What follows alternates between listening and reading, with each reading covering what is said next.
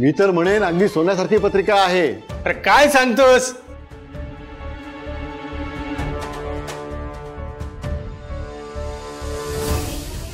उत्तम पत्रिका?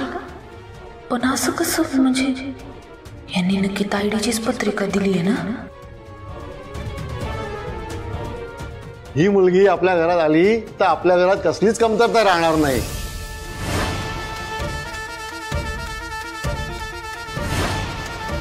अरे संपत, मुलगी नव्हे, लक्ष्मी आहे, लक्ष्मी. एखादा चांगला मुहूर्त बघून उडवून टाकूया बार लवकर.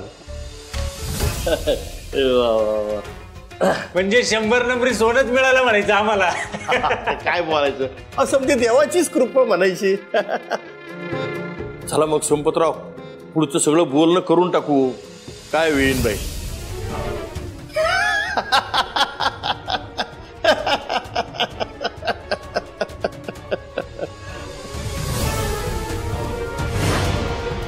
कसं करायचं रे थंडर? कशाचं? मला पण बघण्याचा कार्यक्रम करायचा.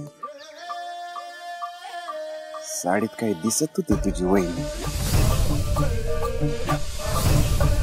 लाजवाब. थंडर, माईंना घेऊन जाऊ का त्यांच्या घरला डायरेक्ट मागणी घालायला? हा नाही म्हणजे तू बस पाव खात, मी तिच्याकडे बघत बस.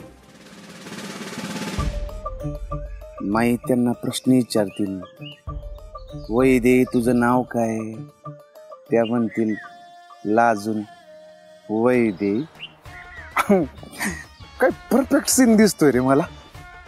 ए थंड, तुझी वहिनी म्हणजे एकदम मॅरेज मटेरियल आहे रे. हा बघण्याचा कार्यक्रम करायला लागतो. थंडर, एक काम कर, तू पव्याची ऑर्डर दे. अयो राम. काय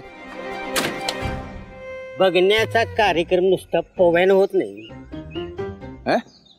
त्याला एक प्रोसिजर आहे, सिस्टीम आहे. म्हणजे नेमकं काय करायचंय? काय आहे या बघायच्या कार्यक्रमाला की नाही, एक वेळ पोरगा पोरगी आई बाप कोणी नसले तर चालेल, पण मध्यस्थ लागतोय.